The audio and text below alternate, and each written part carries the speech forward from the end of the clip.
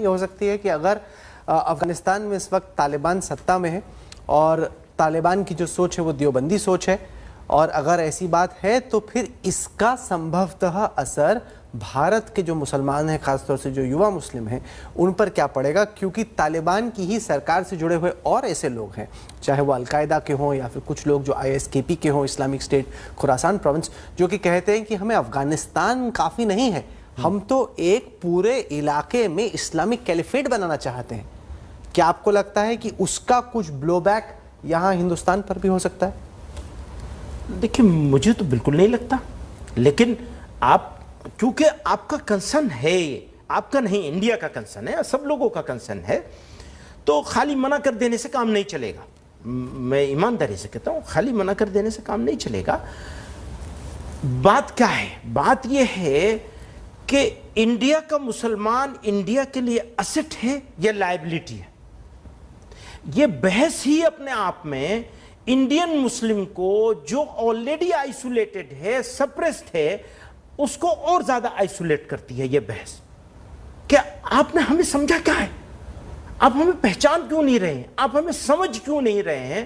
آپ ہمیں انڈرسٹینڈ کیوں نہیں کر رہے ہیں؟ ہمیں اور کیا قربانی دینی پڑے گی؟ اچھا ایک چیز سیٹ کریے تو تمہیں یہ 5 کام کرنے پڑیں گے تو ہم تمہیں مانیں گے کہ تم ہمارے ہو، ادروائز تم ہمارے نہیں ہو۔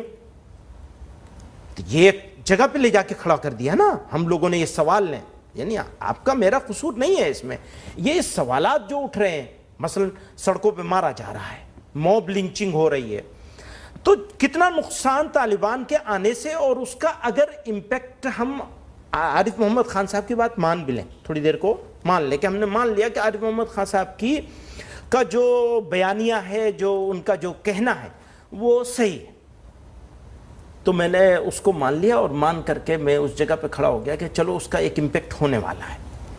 تو اس کا کتنا امپیکٹ ہوگا؟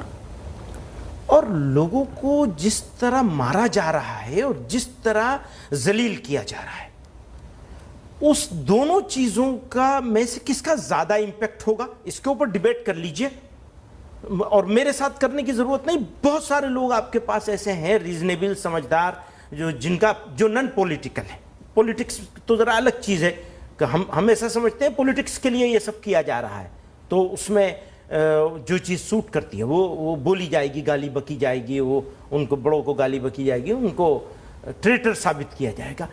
اس ملک میں اگر منیمم 11 کروڑ بھی لوگ ہیں، آپ نے ان کو سب کو ایک خانے میں کھڑا کر دیا، ٹریٹر ثابت کر دیا، تو آپ انڈیا کے ساتھ بھلا کر رہے ہیں یا برا کر رہے ہیں؟ دیوبند نے تو چلو برا کر لیا ہے، وہ طالبانی سوچ کے تھوڑی دیر کو مان لیا جائے، جس کو میں کبھی ماننے کو تیار نہیں ہوں، لیکن مان لیا جائے، تو آپ یہ بتائیے کہ آپ کر کیا رہے ہیں؟ اس سوال ہی کو مجھے آبجیکشن اس سوال ہی پر ہے۔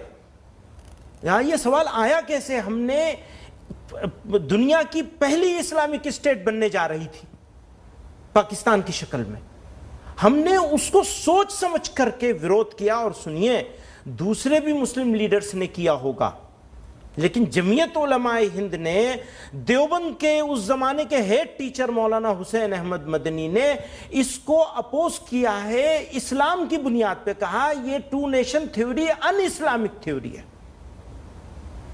تو یہ اگیانتا، اس سے تھوڑا دور جانا چاہیے، تھوڑا باہر نکلنا چاہیے، اور ہمیں یہ دیکھنا چاہیے کہ ہم کیا اچھا کر رہے ہیں اور کیا برا کر رہے ہیں۔ کیونکہ